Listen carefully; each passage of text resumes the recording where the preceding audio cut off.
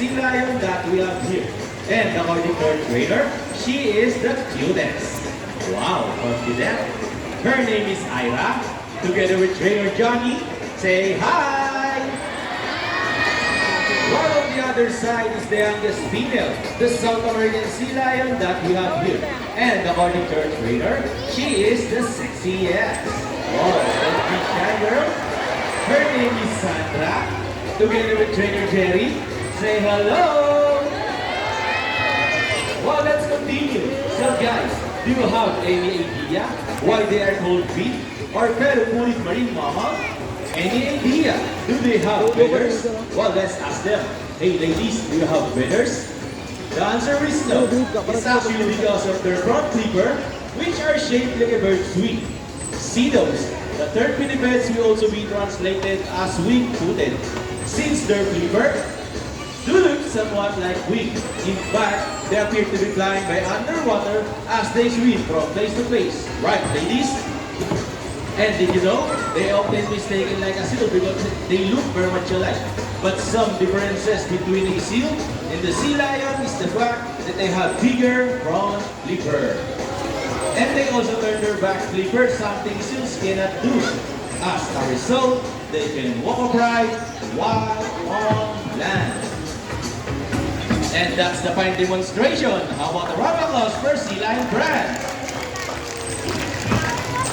And you know what, guys?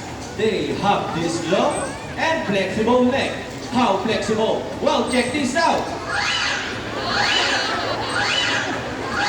Flexible neck. How about the round of applause for Sea Lion brand? As you can see, their body is covered with a deep coat of short hair. And their whiskers have the sea lion sense of touch. They contain nerve fibers, which make them sensitive. Wow, nice smile. Hey! And they also use their whiskers to aid in navigation or to detect vibration from breaking the water. And their small external ears give them a good sense of hearing both above and below the water's surface. Sea lions, like any marine mammal, can see both above and underwater. They have a keen eyesight, but no color vision. In the wild, they inhabit waters close to shore, flat rock cliffs with typhoon, and they have preference for rocky beaches. They have excellent climbing abilities, which can easily scale rocky cliffs. Well, check this out. Julie's from Front River. Now, let's talk about your swimming abilities, and let's start with Ira, the cutest. Sea lions can generally cruise at around 11 miles per hour using the rowing movement of their front flipper, while their back flippers are stretched out behind their bodies, functioning as rudder for steering. And that is the normal swim. Nice and easy. Thank you so much, Ira and Trainer Johnny. But when chasing their prey or escaping from predators, they can achieve a burst speed up to. Ready, Sandra? 25 miles per hour. And that is so fast. I want to round of applause for Sandra, the sexiest.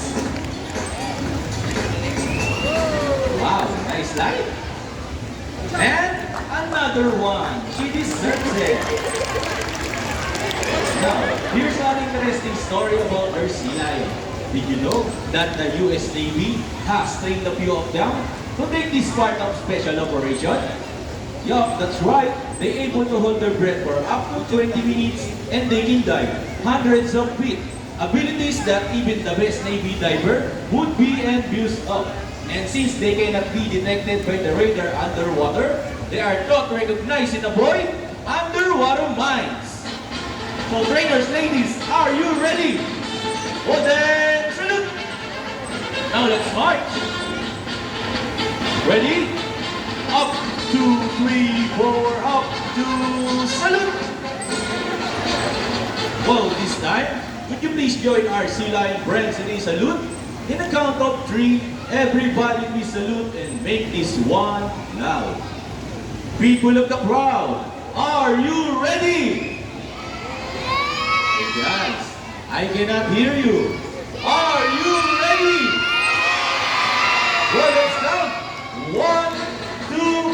3, salute everybody! Thank you so much!